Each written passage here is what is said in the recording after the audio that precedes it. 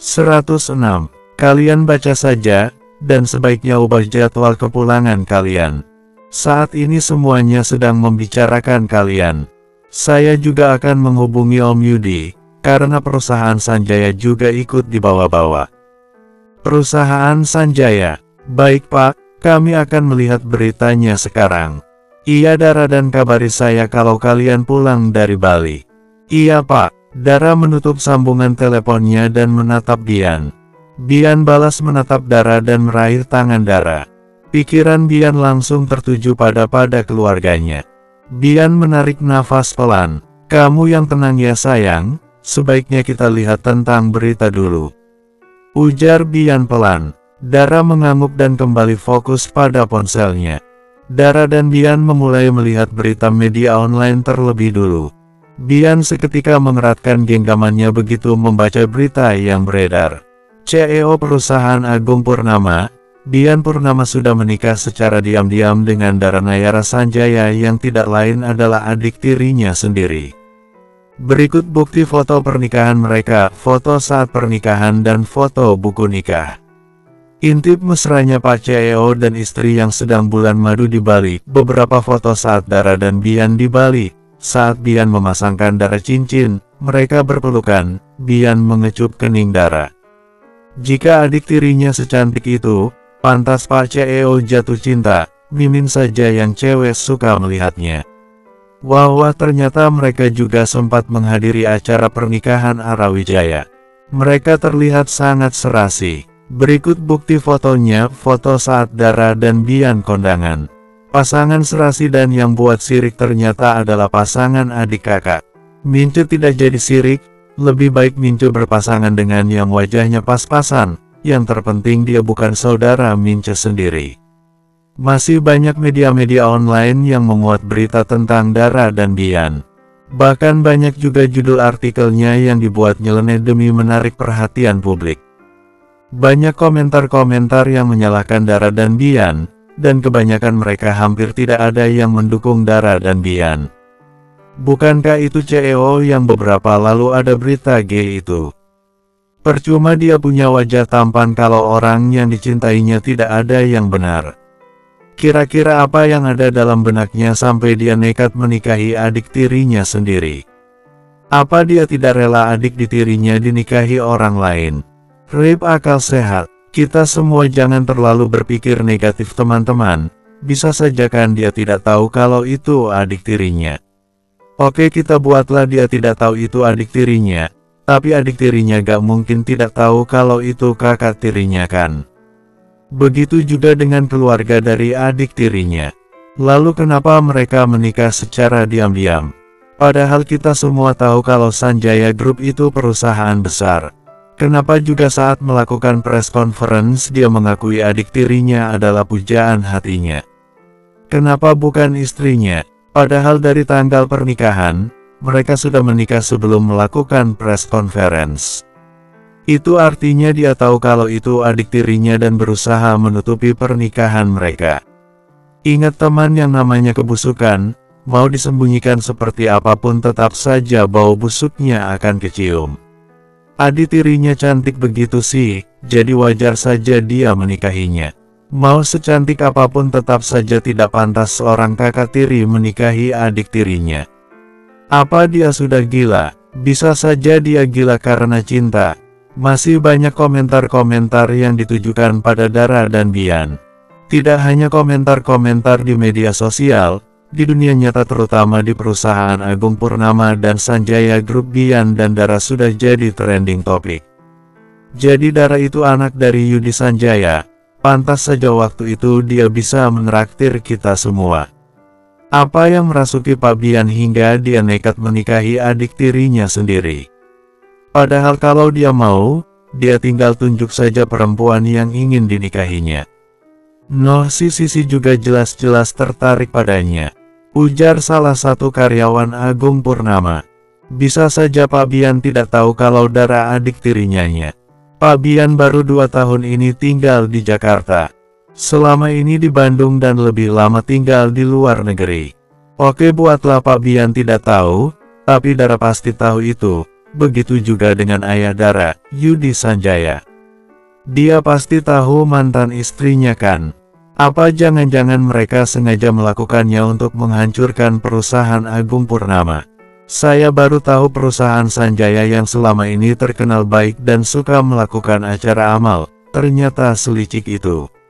Ujar yang lain, dalam dunia bisnis itu melakukan perbuatan licik sudah biasa. Hanya saja saya kasihan Pak Bian dan Pak Agung di sini. Mereka yang tidak tahu apa-apa dijadikan korban. Terlebih nama Pak Bian, hanya dalam waktu singkat namanya kembali jelek.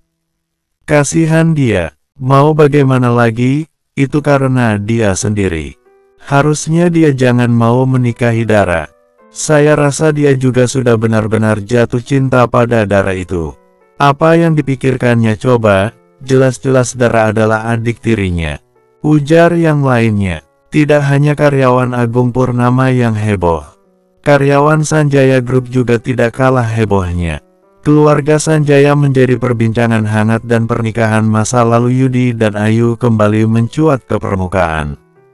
Tidak hanya di kantor Sanjaya, di rumah sakit tempat dia bekerja dan di seluruh mitra Sanjaya beritanya sudah heboh.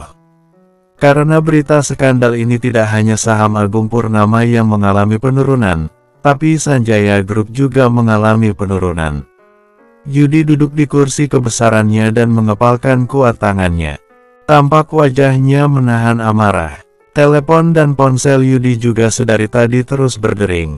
Banyak telepon yang masuk. Ah Dara, gumam Yudi, teringat dengan anak gadisnya. Yudi yakin Dara juga pasti sedang kacau saat ini.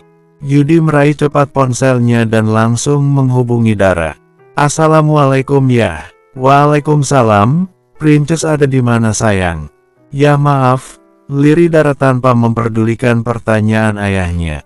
Princess tidak perlu minta maaf pada ayah sayang, ini bukan salah Princess oke. Ayah tidak marah pada Princess. Tapi ini semua salah Dara ya. Tidak sayang, ini bukan salah Princess. Tidak ada yang salah dengan jatuh cinta sayang. Princess dengarkan ayah. Sekarang sebaiknya kalian pulang dulu ke Jakarta. Jika kalian bertemu dengan wartawan atau siapapun yang menanyakan dengan berita ini, jangan mau wawancara dulu. Kita akan bicarakan masalah ini dan cari solusinya bersama. Ayah juga akan menyuruh orang untuk membantu kalian di bandara. Jelas Yudi? Iya ya, kami akan pulang sekarang. Kalian hati-hati ya Princess. Iya ya, terima kasih ya. Iya sama-sama sayang, ujar Yudi kemudian mematikan sambungan teleponnya. Yudi menarik nafas pelan begitu melihat telepon dari David anaknya. Assalamualaikum Fit. Waalaikumsalam. Ya kenapa berita pernikahan Dara bisa heboh ya? Sejak kapan Dara menikah? Dan apa semua berita yang beredar itu benar? David akan pulang hari ini juga ya? David kamu tenang dulu, dan kamu gak usah pulang ke Indonesia. Ayah yang akan menyelesaikan semua masalah ini. Berita pernikahan itu tidak benar. Dara dan Bian memang pernah menikah tapi itu hanya pernikahan palsu. Hanya saja kita juga gak mungkin mengungkapkan ke publik tentang pernikahan palsu itu, karena bisa saja Bian terkena tuduhan membuat buku nikah palsu dan data palsu dan dia bisa dipenjara, karena itu ada pasalnya. Jelas Yudi, berarti ayah sudah tahu tentang semua ini. Iya ayah sudah tahu, dan yang menyebarkan semua berita ini adalah mama kandungnya Dara sendiri. Mungkin ini caranya dia membalaskan kemarahannya pada ayah. Ya ampun, kenapa Tante Ayu sejahat itu ya? Dia marah pada ayah, tapi kenapa Dara harus dia libatkan?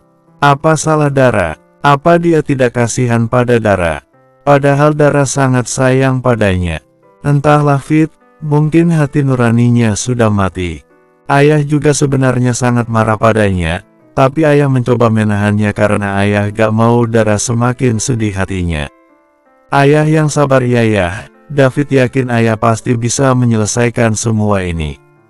Jika butuh apa-apa langsung hubungi David ya, sebisa mungkin David pasti akan bantu. Ucap David. Iya Fit, Sementara itu di tempat yang lain di waktu yang sama tampak orang yang mereka bicarakan tampak tertawa dengan bahagianya. Ayu, Sinta dan Agung Purnama sedang minum merayakan keberhasilan mereka. Mereka pasti kacau banget saat ini dan Bian posisinya sudah kejepit. Jika dia mengungkapkan tentang pernikahan palsu itu, maka dia bisa terkena pasal membuat buku nikah palsu dan data palsu. Dan jika dia membiarkan masalah ini maka dia akan menjadi cibiran orang-orang terus-terusan. Satu-satunya cara yang bisa dia lakukan, ya keluar dari perusahaan Agung Purnama dan pergi dari Indonesia. Sebentar lagi, kita bisa terbebas dengan si pengganggu itu, dan tidak ada lagi yang bisa mengganggu ketenangan kita. Ujar Agung Purnama. Benar sekali Mas, dan sekarang Sanjaya Group juga pasti membencinya. Karena Bian, Sanjaya Group juga mendapat cibiran orang-orang dan mengalami kerugian besar karena skandal ini. Ujar Ayu, ini akibatnya kalau mereka terlalu sombong selama ini.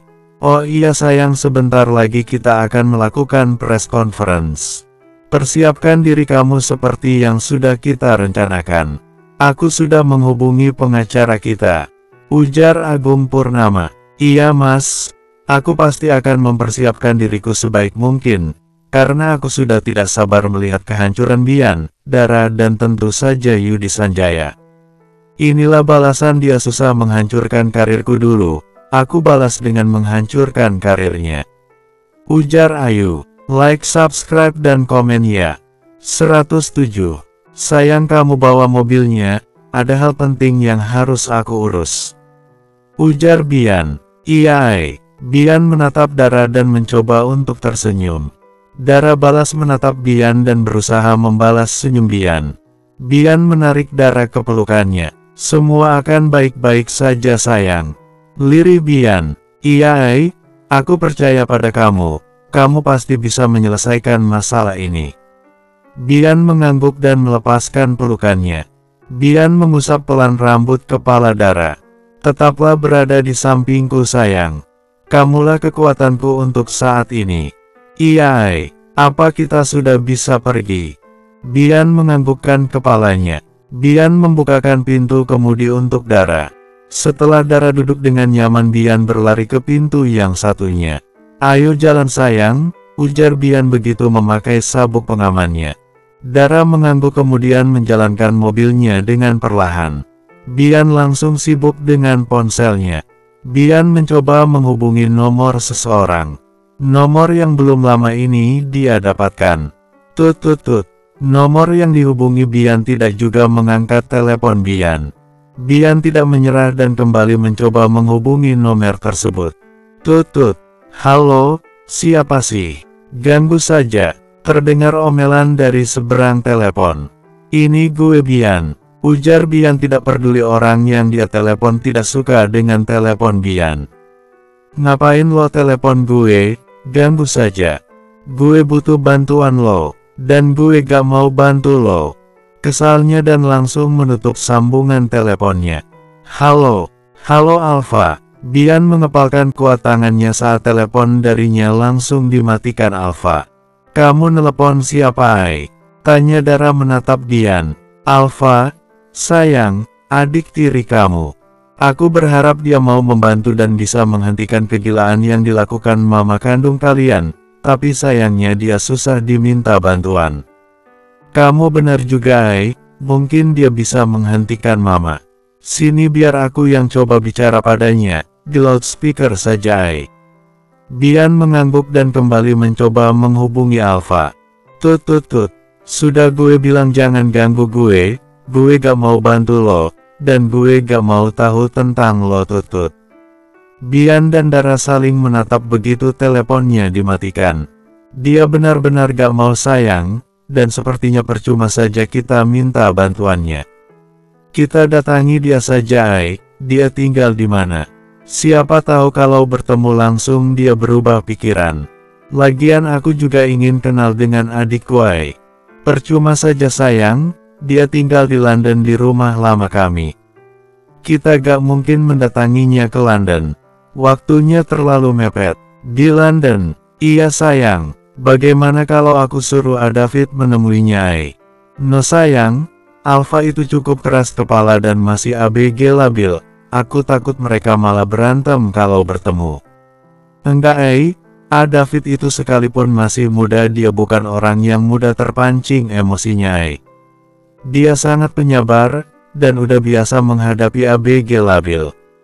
Sebaiknya ambil ponselku. Aku akan menelpon David dan minta bantuannya. Baiklah sayang, nurut Bian kemudian mengambil ponsel Dara. Bian menarik nafas pelan begitu melihat banyaknya panggilan tidak terjawab di ponsel Dara. Kenapa, Sepertinya semua keluarga kamu khawatir pada kamu sayang, mereka semua menghubungi kamu. Ini pesan masuknya juga sangat banyak. Biarkan saja, nanti aku hubungi mereka. Sekarang sebaiknya hubungi David saja. Iya sayang, ujar Bian kemudian mencari nama David. Namanya yang ini sayang, tanya Bian sambil menunjukkan ponsel Dara. Dara mengangguk. Bian ikut mengangguk kemudian menghubungi nomor David. Tut. Assalamualaikum Princess. Princess, kamu kemana saja? Sangat khawatir pada kamu. Waalaikumsalam. Dara ada dan Dara baik-baik saja. Baik-baik saja gimana? Berita tentang kamu sampai heboh begitu. Saham kita juga turun dan ayah juga sampai diserang. Maafkan Dara, ini semua karena Dara yang terlalu nekat ingin bertemu dengan mama kandung Dara. Dara menyesal. Dara juga tidak menyangka mama kandung Dara ternyata sejahat itu. David terdiam. Maafkan juga Princess. Sangat khawatir pada kamu. Lalu kamu ada di mana sekarang? Iya, Dara masih di Bali dan sedang dalam perjalanan ke rumah Aunty. Kemungkinan nanti sore kami baru bisa kembali ke Jakarta. Ya sudah, gak apa-apa. Apa Princess sudah ada bicara dengan ayah? Iya sudah, ayah juga belum berani bertindak karena mau menunggu kami. Oh iya, apa Dara bisa minta bantuan? Tentu saja bisa Princess. Princess mau minta bantuan apa? Tolong temui Alpha. Dia juga tinggal di London. Siapa itu Alpha? Anak Mama Ayu juga, adik Dara. Siapa tahu dia bisa menghentikan Mama Ayu. Dan Dara juga berharap tidak ada salah paham nantinya antara Dara, Alpha dan Bian. Baiklah, akan coba menemuinya. Kirim saja alamatnya pada juga nomor teleponnya yang bisa dihubungi. Iya, setelah ini akan Bian kirimkan alamat dan nomor teleponnya. Terima kasih banyak sudah mau membantu Dara dan Bian. Sama-sama Princess. Kalian hati-hati ya, dan semoga masalah ini cepat selesai. Iya, Dara menatap Bian begitu selesai bicara dengan A-nya. Mau bantu kamu kirimkan alamat dan nomor ponselnya. Iya sayang, ujar Bian kembali fokus dengan ponselnya. Dara juga kembali fokus dengan setirannya. Sementara itu Yudi sudah sampai di rumah dan langsung disambut oleh istrinya. Dea memeluk erat Yudi, berusaha menenangkan Yudi. Terima kasih sayang, lirih Yudi. Sama-sama sayang. Sayang, apa kamu sudah ada rencana untuk membantu Dara dan Bian? Bian mengangguk. Beneran sayang? Iya sayang, kemungkinan berhasilnya memang hanya 20% saja, tapi paling tidak kita sudah berusaha sayang. 20% juga sudah bagus itu sayang. Apa rencana kamu sayang? Kamu bilang, kamu kenal dengan mendiang ayah kandung Bian, ayo kita temui keluarganya. Siapa tahu mereka bisa membantu Bian untuk menjelaskan semuanya sayang. Satu-satunya cara yang bisa Bian lakukan yaitu mengatakan yang sebenarnya kalau dia bukan anak kandung. Bian butuh buktinya yang mengatakan dia bukan anak kandung. Bian bisa saja melakukan tes DNA, tapi tes DNA cukup makan waktu. Belum lagi Bian harus menemui Agung Purnama terlebih dulu. Ditambah lagi melihat karakter Agung Purnama yang licik, dia bisa saja menyangkal tentang tes DNA itu. Dia juga bisa menyerang Bian dan mengatai Bian anak durhaka dan lain sebagainya. Dea terdiam dan menatap Yudi. Kamu kenapa diam saja sayang? Aku setuju Mas, kalau kita bisa membuktikan Bian bukan anak kandung adalah jalan terbaik. Hanya saja aku juga gak tahu tentang keluarga ayah kandung Bian. Yang aku tahu hanya rumah sakit tempatnya bekerja dulu. Dan itu sudah lama banget, sudah lebih dari 20 tahun. Aku yakin orang-orang rumah sakit juga sudah melupakannya. Tapi kan biasanya suka ada datanya sayang, dan semoga saja masih ada. Tidak salah kalau kita mencobanya sayang. Ini mumpung Bian dan Dara juga belum sampai di Jakarta. Baiklah sayang, kita ke rumah sakit tempat dia bekerja sekarang. Kebetulan rumah sakitnya juga di Jakarta, jadi gak terlalu makan waktu. Iya sayang, ayo kita ke sana. Dea menganggukkan kepalanya. Di lain tempat di waktu yang sama tampak Agung Purnama dan Ayu siap melakukan press conference dan ditemani pengacara juga juru bicara mereka. Agung menatap Ayu dan menganggukkan kepalanya. Ayu membalas tatapan suaminya dan ikut mengangguk pertanda dia sudah siap melakukan press conference. Agung mengode juru bicaranya, kalau dia sudah siap. Sang juru bicara mengangguk dan memulai press conference-nya. Sekarang saya persilakan untuk kalian bertanya, dan saya mau yang tertib. Ujar juru bicara pada para wartawan. Terima kasih untuk kesempatannya Pak. Pak Agung, apa Anda tahu kalau Dara adalah anak dari istri Anda? Tanya salah satu. Tentu saja saya tahu, jawab Agung Purnama santai. Jika Anda tahu Dara anak dari istri Anda, apa Anda tidak berusaha mengingatkan pada Pak Bian, kalau mereka itu saudara tiri? Saya sudah berusaha mengingatkannya, saya bahkan sempat memukulnya. Saya sangat marah dan sudah minta dia menjauhi Dara, tapi memang anaknya keras kepala dan merasa paling jago, dia tidak mau meninggalkan Dara. Saya bahkan punya bukti, pertengkaran saya dengan Bian.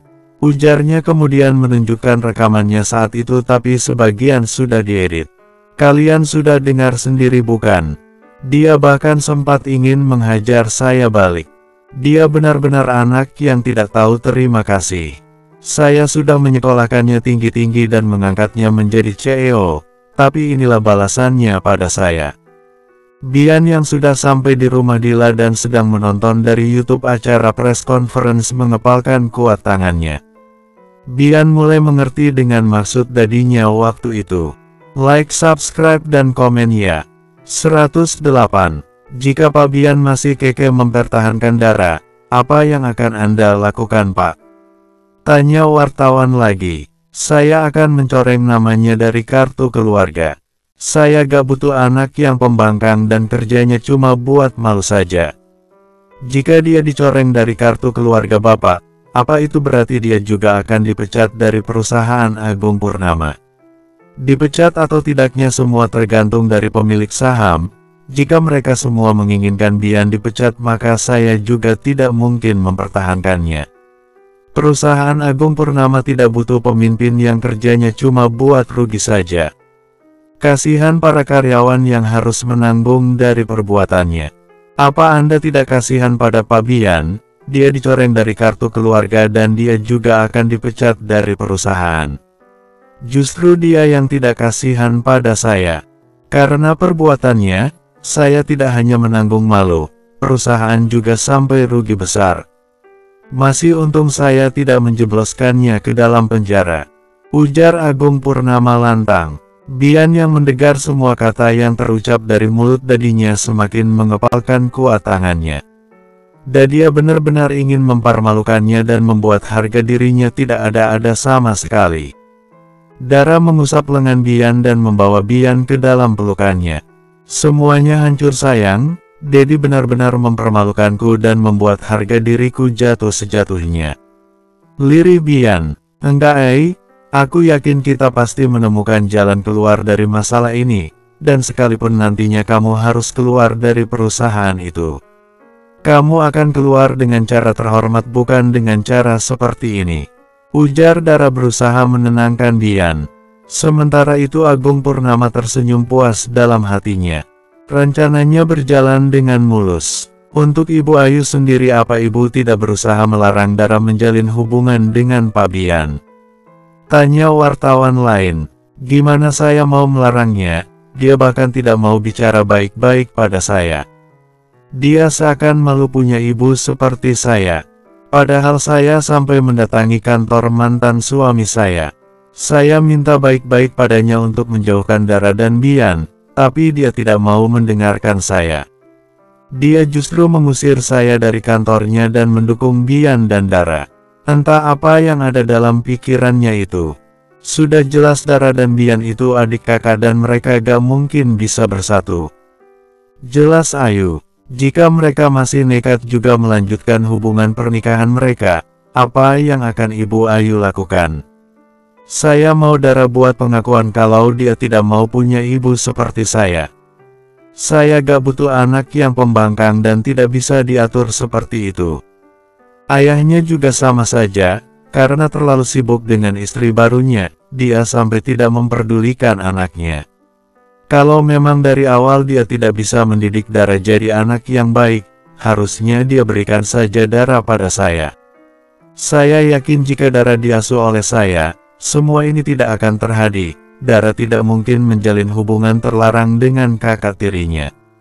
Jelas Ayu, jika sebelumnya Bian yang marah, kali ini gantian Dara yang marah. Dara mengepalkan kuat tangannya. Dara tidak masalah kalau dia dihina dan dimarahi, tapi Dara tidak akan bisa terima kalau ayahnya dijelek-jelekan.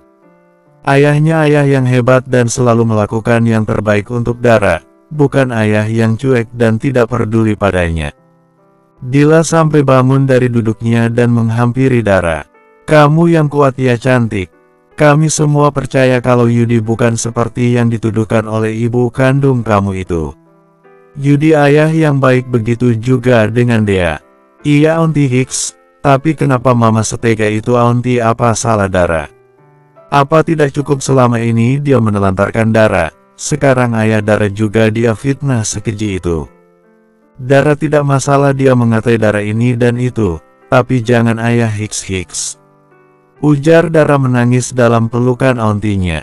Dara tidak salah apa-apa nak, mama kamu saja yang tidak punya hati. Sudah ya cantik, sekarang sebaiknya kalian fokus ke masalah kalian saja. Sekarang sebaiknya kamu siap-siap, auntie dan om akan antar kalian ke bandara. Ujar Dila. Iya auntie, *****. Press conference sudah selesai dilakukan. Agung Purnama dan istrinya sudah dalam perjalanan pulang. Sayang kalian pulang saja, aku harus ke kantor, kami harus meeting untuk menyelesaikan kekacauan yang dibuat Bian. Ujar Agung Purnama. Iya mas, tapi Bian sudah pasti akan dipecatkan mas. Tanya Sinta. Sekalipun dia tidak akan dipecat, aku yakin dia tidak akan berani memunculkan batang hidungnya lagi. Apalagi kita sudah melakukan press conference dan sudah jelas tidak ada lagi alasan untuk mempertahankannya. Kecuali kalau dia tidak punya harga diri lagi. Jelas Agung Purnama. Bagus itu mas, ide mas memang brilian. Secepatnya juga kalian harus mencari CEO yang baru mas. Ujar Ayu. Itu sudah pasti. Posisi CEO gak mungkin bisa kosong lama-lama. Aku juga sudah ada kandidat beberapa orang, tentunya yang bisa dipercaya, dan yang tidak pembangkang seperti Bian. Bagus itu mas. Inilah akibatnya kalau dia ingin melawan kita. Sekarang tidak hanya masa depannya yang hancur, harga dirinya juga hancur berkeping-keping. Udah bagus selama ini, dikasih hidup enak, diberi jabatan bagus malah ngelunjak. Sekarang dia menyesal pun gak ada artinya lagi kan. Hidupnya sekarang tidak jauh bedanya dengan sampah. Hidup dan matinya tidak akan ada lagi yang peduli padanya. Ujar Ayu. Tapi dia masih punya Dara dan mantan suami kamu itu Yu. Bagaimana kalau mereka mau membantu Bian? Itu tidak akan mungkin mbak. Aku sangat tahu seperti apa Yudi dan keluarganya. Mereka itu di hadapan semua orang saja pura-pura baik. Padahal dalamnya mereka sangat busuk itu. Mereka juga penggila harta. Bahkan mereka juga menghalalkan segala cara untuk mendapatkan harta. Jadi kalau hanya modal tampang saja seperti Bian, aku yakin mereka tidak akan mau menerimanya. Berarti mereka separah itu juga dong Yu. Iya mbak, bahkan mereka lebih parah dari kita. Apalagi itu si nenek, mantan ibu mertuaku. Mulutnya sadis banget itu, seakan kita semua orang rendahan di matanya, dan sok berkuasa banget.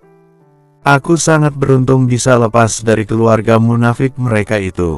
Kamu benar Yu, untuk apa kita bertahan kalau hanya untuk direndahkan, benar gak?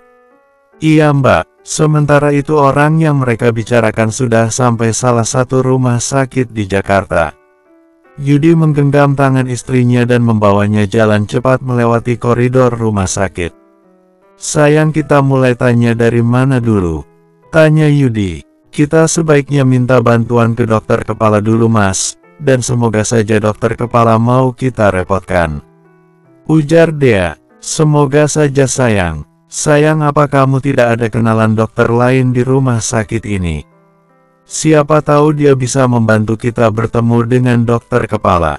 Ada mas, dokter spesialis bedah ada beberapa temanku di sini, dan ada beberapa dokter lainnya juga. Kita temui mereka saja sayang, dan minta bantuannya. Kamu yakin sayang? Kalau menurutku meskipun kita sendiri yang menemui dokter kepala, aku yakin mereka pasti menerima kita dengan baik. Bagaimana kalau enggak sayang? Dengan bantuan orang dalam aku yakin kita pasti sedikit terbantu. Baiklah, kalau kamu maunya begitu. Sekarang kita ke bagian dokter bedah dulu. Yudi mengangguk dan mengikuti langkah istrinya. Mas Yudi, sebentar. Ujar Dea menghentikan langkahnya. Kenapa sayang? Itu mas, Dokter Meta. Salah satu teman seangkatanku dulu. Ujar Dea dan langsung mempercepat langkahnya. Yuva juga melakukan hal yang sama. Meta, Dokter Meta, panggil Dea. Dokter Meta menoleh. Dokter Meta, panggil Dea lagi mendekat. Dea, ada apa Dea tumbenan banget lo datang ke sini, lo gak ke rumah sakit hari ini? Ujar Meta sambil cipika-cipiki dengan Dea. Gue izin Met, ada hal yang harus gue urus dan itu berhubungan dengan masa lalu kita. Masa lalu kita? Iya, lo masih ingat gak dengan Dokter Brahma, salah satu dokter senior kita dulu? Yang orangnya sangat baik dan gak pelit ilmu juga. Oh Dokter Brahma, gue inget. Dokter yang terkenal setia banget dulu itu kan, yang suka kita godain tapi selalu bilang kalau dia sudah punya pacar. Tapi kan dia sudah meninggal dan itu udah lama banget Dea. Meninggalnya karena kecelakaan lagi. Iya, apa lo ada tahu tentang keluarganya? Meta menggeleng. Gue gak tahu sama sekali tentang keluarganya. Kenapa lo tiba-tiba tanya tentang keluarganya? Sebentar, ujar dia kemudian mengambil ponselnya dan menunjukkan foto Bian. Lo, ini kan foto mendiang Dokter Brahma itu. Dea menggelang. Bukan Meta, mereka mirip banget kan? Gue juga sempat berpikir hal yang sama saat pertama kali bertemu dengan anak ini. Ini Bian anak kandungnya. Anak kandung. Like, subscribe, dan komen ya. 109. Iya dia anak biologis dari mendiang Dokter Brahma. Ini beneran, tapi kalau tidak salah dulu dia meninggal statusnya belum menikah. Iya dia memang belum sempat melangsungkan pernikahan, tapi pacarnya hamil saat itu. Gue dengar cerita dari anak ini, dan gue sangat yakin kalau dia anak dari Dokter Brahma. Untuk itu gue ingin bertemu dengan keluarganya, dan ingin memastikannya sendiri. Tapi kenapa bukan anak ini yang mencari sendiri keluarganya? Panjang ceritanya, satu yang pasti dia tidak mencari keluarganya bukan karena tidak mau, tapi karena hal lain. Saat ini dia juga masih ada di Bali dan sedang dalam masalah besar, makanya gue dan Mas Yudi ingin membantunya. Gue mengerti Dea. Iya, ayo kita temui Dokter Anto, dia salah satu dokter paling senior di sini. Gue yakin dia pasti tahu mendiang Dokter Brahma. Iya gue ingat Dokter Anto. Lo masih ada pasien, boleh kami minta lo temani menemuinya. Sebentar tunggu di sini, gue temuin asisten gue dulu. Gue mau minta teman untuk menggantikan tugas gue sebentar. Iya Mit, Terima kasih untuk bantuannya. Iya sama-sama. Dea menatap ke arah suaminya begitu Mita pergi. Yudi tersenyum kecil. Semoga saja Dokter Anto tahu keluarganya Bian ya mas. Iya sayang. Setelah beberapa menit, Mita kembali datang. Mereka kemudian pergi ke ruangan Dokter Anto. Selamat siang jelang sore suster, Dokter Antonya ada. Tanya Mita ramah. Dokter Anto hari ini gak masuk dokter, dia izin dari kemarin. Kemungkinan besok baru masuk. Mita menatap Dea. Apa kami bisa minta nomor ponselnya suster? Ada hal penting yang ingin kami tanyakan padanya. Ujar Dea. Suster itu menatap Mita. Ini teman saya suster dan dia juga dokter. Dokter Anto itu senior kami dulu. Jawab Mita berusaha membantu Dea. Baik dokter, saya akan ambilkan ponsel saya dulu. Iya, kami minta sekalian alamatnya suster, ini sangat penting dan kami ingin menemuinya. Ujar Mita lagi. Baik dokter, Yudi dan Dea tersenyum lega mendengarnya. Setelah mendapat alamat dan nomor telepon Dokter Anto, Yudi dan Dea langsung pamitan pada Mita dan pergi ke alamat tersebut. Alamat yang ternyata tidak begitu jauh dari rumah sakit. Hanya butuh perjalanan mobil 15 menit, sampai juga mereka depan rumah bercat putih dan lumayan besar. Di depan rumahnya juga dibuat praktek dokter. Yudi dan Dea saling menatap dan lagi-lagi merasa lega, saat pekerja dalam rumah itu menyambut baik kehadiran mereka dan mengatakan Dokter Anto sedang ada di rumah. Bapak di belakang, mari ikut saya. Ujar pekerjanya. Yudi dan Dea mengangguk dan mengikuti langkah pekerja itu. Itu bapak, sebentar saya panggilkan dia dulu. Ujarnya lagi begitu mereka sampai di belakang. Dea dan Yudi kembali menganggukkan kepalanya. Pak, ada tamu ingin bertemu dengan bapak. Ujar pekerjanya sopan. Dokter Anto menoleh. Ah iya suruh mereka duduk. Baik pak. Ujar pekerja itu kembali menemui Yudi dan Dea dan mempersilahkan mereka duduk. Selam siang jelang sore dokter, ujar Dea ramah. Iya sore, silakan duduk. Terima kasih dokter. Dokter masih ingat saya? Tanya Dea. Dokter itu menggeleng. Dea maklum dia memang hanya 1 tahun dulu di rumah itu. Saya Dea, dokter. Lebih tepatnya dokter Dea. Salah satu junior dokter di rumah sakit Mitra Husada dulu, seangkatan dengan dokter Mita.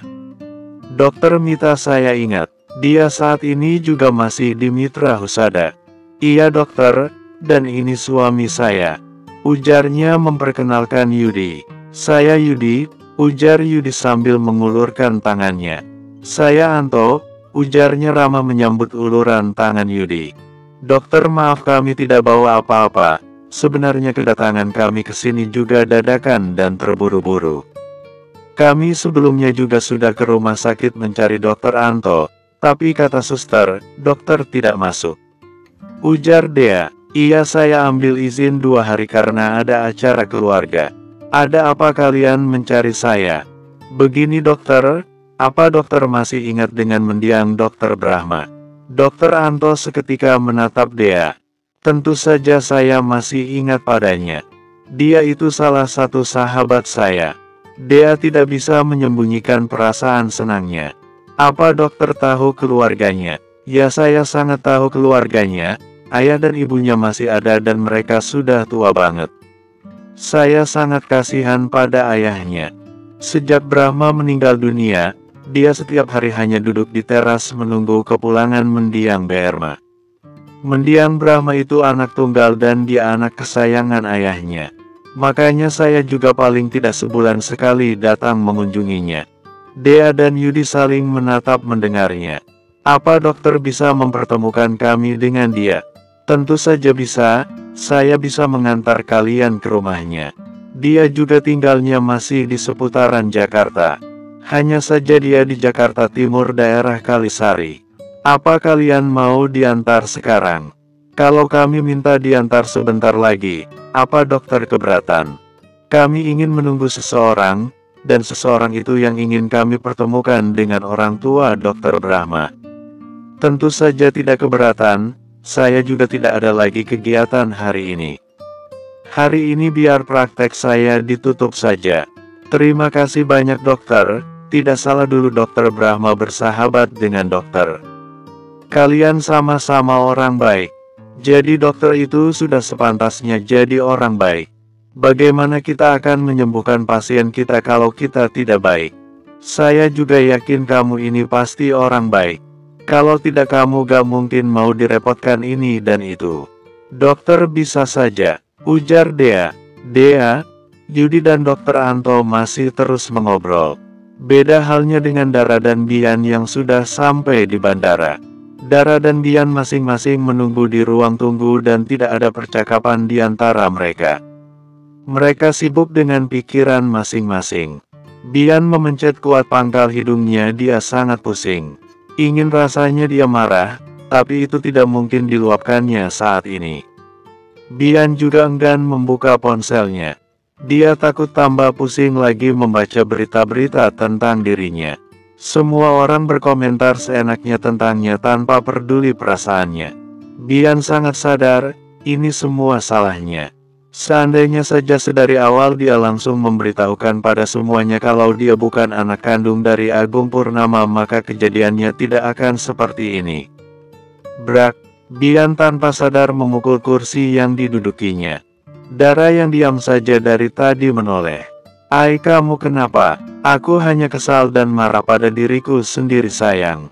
Semua masalah ini terjadi karena aku. Karena aku juga kamu jadi bahan cibiran orang-orang dan disebut anak pembangkang. Karena aku juga masa lalu ayah kamu kembali jadi bahan omongan. Dan karena aku juga perusahaan Sanjaya dapat masalah dan mengalami penurunan saham. Ayah kamu jadi rugi besar karena aku sayang. Aku memang sumber masalah. Pantas saja orang-orang terdekatku memilih pergi meninggalkan aku," ujar Bian kemudian menundukkan kepalanya. Dara mengusap lengan Bian perlahan. "Noai, ini semua bukan karena kamu, tapi ini semua karena aku juga. Jika saja waktu itu aku tidak nekat mau jadi istri bayaran kamu, maka semua masalah ini tidak akan terjadi. Enggak sayang, ini bukan karena kamu, tapi karena aku. Jika saja aku tidak berusaha melawan pada Agung Purnama dan menjadi anak pembangkang, maka semua ini tidak akan terjadi.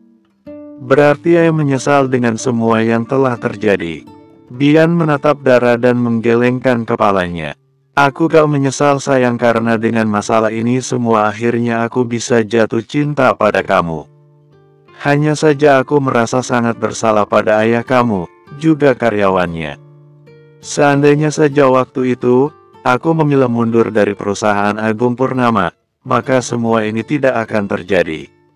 Aku tidak masalah direndahkan dan dihina, tapi aku tidak bisa kalau ayah kamu juga ikut direndahkan dan dihina oleh orang-orang. Tidak ada yang merendahkan dan menghina ayah Ai. Ayah itu laki-laki terhormat dan aku yakin ayah juga pasti dengan senang hati membantu kamu, mencari jalan keluar dari masalah kamu." Sebentar Ai, ayah telepon," ujar Dara saat ada telepon dari ayahnya. Bian mengangguk. "Assalamualaikum ya." "Waalaikumsalam Princess. Princess, kalian di mana?" "Masih di ruang tunggu ya." "Kenapa ya?" "Begini sayang, ayah ada kabar baik untuk Bian." "Kabar baik apa ya?" tanya Dara antusias. "Kami menemui sahabat mendiang ayah kandung Bian, untuk mencari keluarga Bian, dan kabar baiknya kakek dan nenek Bian masih hidup." "Masih hidup ya?" "Ya, itu benar, kakek dan nenek kandung Bian ya. Kalau dari cerita bunda kamu, ayah yakin itu kakek dan nenek Bian. Hanya saja biar semua lebih jelas nanti kita akan melakukan tes DNA." "Iya ya, tapi kenapa kalian mencari keluarga Bian? Like, subscribe dan komen ya." 110. "Begini Princess, sebaiknya ponsel kamu di loudspeaker biar Bian juga dengar." "Iya ya," nurut Dara kemudian meloudspeaker ponselnya dan menarik Bian mendekat padanya. Bian menatap Dara dan menganggukkan kepalanya. "Ya sudah, iya Princess." "Bian, jadi begini, aku dan Dea sengaja menemui keluarga dari ayah kandung kamu, karena kami ingin kamu buat pengakuan kalau kamu bukan anak kandung. Menurutku mereka bisa membantu kamu untuk meyakinkan semua. Kamu gak mungkin mengakui pada publik kalau pernikahan kalian hanya bohongan dan surat nikah itu palsu. Itu bisa sejenis jebakan juga buat kamu. Kamu bisa terkena pasal. Jadi satu-satunya jalan mengakui kalau kamu bukan anak kandung Agung Purnama. Iya Om, sebenarnya saya juga gak ada rencana untuk mengakui pernikahan palsu itu. Tadinya saya juga mau mengakui pada semuanya kalau saya bukan anak kandung Agung Purnama. Saya juga mau minta bantuan pada Alfa, adik tiri saya. Saya juga ingin melakukan tes DNA dengannya untuk bukti, karena saya gak mungkin melakukan tes DNA dengan Dedi, terlalu susah dan beresiko. Itu juga yang sempat Om pikirkan, terlalu beresiko kalau kamu tes DNA dengan Agung Purnama. Mengingat karakternya yang licik, takutnya dia melakukan playing victim, dan sebagai anak, lagi-lagi kamu yang akan disalahkan. Ditambah lagi Agung Purnama termasuk orang yang berkuasa dan yang membantunya bisa banyak orang. Makanya Om langsung kepikiran tentang ayah kandung kamu, ditambah lagi Agung Purnama juga pastinya tidak akan menduga kamu minta bantuan pada ayah kandung kamu. Jangankan Dedi Om, saya sebelumnya juga tidak kepikiran sama sekali minta bantuan keluarga ayah kandung saya. Ditambah lagi hanya saya sendirian, saya juga takutnya dituduh ngaku-ngaku Om, dan tidak diterima baik oleh mereka. Om mengerti kekhawatiran kamu, makanya Om dan tante kamu yang turun tangan langsung mengurus ini. Om yakin kalau niat kamu baik, pasti jalannya juga akan dipermudah. Iya Om, terima kasih banyak Om sudah mau membantu saya sampai sejauh ini dan mau repot-repot untuk saya. Saya berhutang budi pada Om. Jangan berterima kasih sekarang, masalah kamu bahkan belum selesai. Saya tahu Om, tapi dengan melihat rasa peduli Om, Tante, Dara dan semuanya saya benar-benar terharu Om. Saya jadi merasa tidak sendirian lagi. Ternyata masih banyak orang baik di dunia ini, yang peduli pada anak yatim piatu seperti saya. Pasti banyak yang peduli Bian. Kamu anak yang baik dan Om yakin mendiang orang tua kamu juga pasti orang baik. Iya Om, sekali lagi terima kasih banyak Om. Jangan berterima kasih terus Bian. Maafkan saya Om, gak perlu minta maaf juga, kamu tidak salah. Bukan itu Om, maksudnya saya minta maaf untuk kekacauan yang terjadi di perusahaan Sanjaya. Karena saya perusahaan Sanjaya jadi di cap jelek, dan mengalami penurunan saham, saya sudah menyebabkan kerugian besar pada perusahaan Sanjaya. Saya benar-benar minta maaf Om. Untung rugi dan naik turun saham itu sudah biasa. Itu bukan masalah besar. Om sudah terbiasa berhadapan dengan situasi demikian. Om sudah bisa mengatasinya. David, sepupu, papi, Om juga pemilik saham yang lain juga tidak ada yang mempermasalahkan ini dan tidak ada yang menyalahkan Om. Jadi kamu tenang saja, untuk sekarang ini masalah kamu yang lebih penting. Bian seketika menatap Dara dan tidak bisa menyembunyikan perasaan harunya. Iya Om, sekali lagi terima kasih banyak Om.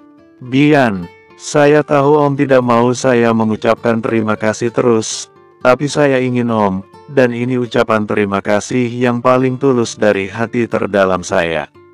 Ujar Bian memotong ucapan Yudi. Baiklah, terserah kamu saja. Iya Om. Dara yang sedari tadi diam tersenyum mendengarnya. Ah iya satu lagi. Saat keluar dari bandara, kalian pakai masker dan jangan sampai kalian terpisah. Di bandara ada banyak wartawan yang menunggu kedatangan kalian. Terus kami keluarnya gimana ya? Kalian tenang saja Princess, Ayah akan menyuruh orang untuk membantu kalian keluar dari bandara. Kalian juga jangan langsung pulang, kita akan menemui keluarga Bian terlebih dulu. Kita harus bergerak cepat, paling tidak besok setelah tes DNA keluar kita bisa langsung melakukan press conference. Memangnya tes DNA bisa keluar besok ya? Kata bunda kamu bisa sayang, hasilnya bisa keluar dalam waktu 24 jam. Dia akan minta bantuan pada teman-temannya dan kita akan melakukan tes DNA dari darah saja karena tes DNA melalui darah itu paling bagus dan cepat. Iya ya, kami mengerti ya. Ya, itu pesawat kami sudah ada panggilan ya. Doakan kami ya, supaya selamat dalam perjalanan dan tiba di Jakarta tidak kurang suatu apapun. Iya Princess. Dan langsung kabari ayah kalau pesawat kalian sudah mendarat. Iya, kalian hati-hati. Oke ya. Dara menutup sambungan teleponnya dan menatap Bian. Bian langsung memeluk erat Dara. Bian merasa sangat terharu sekaligus beruntung bertemu dengan Dara dan keluarganya. Sementara itu di tempat yang berbeda dan di waktu yang sama tampak David sudah sampai di satu rumah mewah di London. Saat ini di London dan masih sekitar jam 9 pagi. David turun dari mobilnya dan jalan perlahan menuju gerbang. David memencet belnya terlebih dulu. David tampak lega saat melihat perempuan parubaya jalan mendekat padanya. Dan dari wajahnya David yakin kalau perempuan itu berasal dari Indonesia. Selamat pagi Bude, ujar David dan langsung berbahasa Indonesia. Perempuan itu tampak terkejut mendengarnya dan langsung memperhatikan David dari atas sampai bawah. Selamat pagi juga, mau cari siapa? Apa benar ini rumah dari Agung Purnama? Iya benar, David tampak lega mendengarnya. Saya David Bude, dan saya ingin bertemu dengan Alfa, anak bungsu dari Agung Purnama. Apa dia ada? Oh dan Alfa belum bangun nak. Nak David bisa datang nanti siang saja. Belum bangun, apa dia tidak sekolah? Seharusnya masuk sekolah, tapi dia baru pulang tadi pagi, jadi kemungkinan besar dia tidak akan sekolah. Baru pulang tadi pagi Bude. Iya nak sudah biasa itu. Masih sekolah dan udah biasa pulang pagi. Ujar David tidak habis pikir. David yang sudah mau lulus S2 saja gak pernah mau pulang pagi kalau bukan masalah penting. Baiklah Bude, saya ke kampus dulu. Nanti setelah pulang dari kampus saya akan singgah lagi. Biasanya Alfa kalau pulang pagi bangun jam berapa Bude? Jam makan siang biasanya dia bangun. Baiklah Bude, saat jam makan siang saya akan datang lagi. Saya permisi Bude, ujar David sopan. Iya, David kembali melangkah ke arah mobilnya. David kembali menatap ke arah rumah itu. Dara maafkan belum berhasil bertemu dengan adik kamu, tapi janji pasti akan bicara empat mata dengan adik kamu itu. Batin David, asteris. Dara dan Bian saling menatap dan bernafas lega begitu pesawat mereka mendarat dengan sempurna. Apa kamu sudah siap Ai?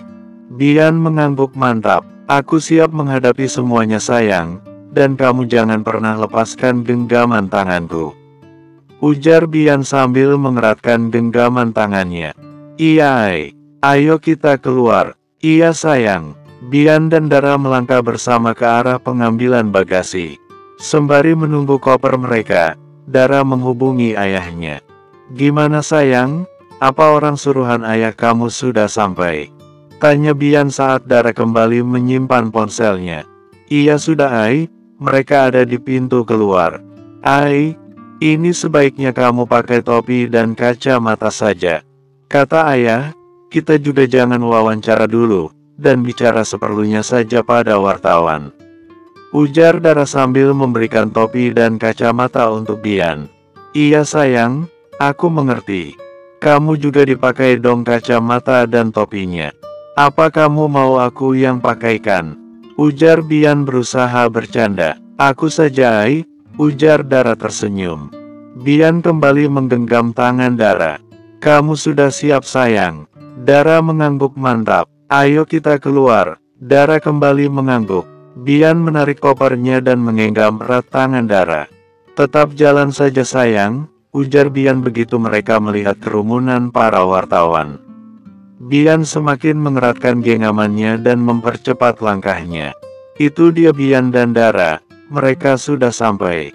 Ujar salah satu wartawan begitu melihat Dara dan Bian.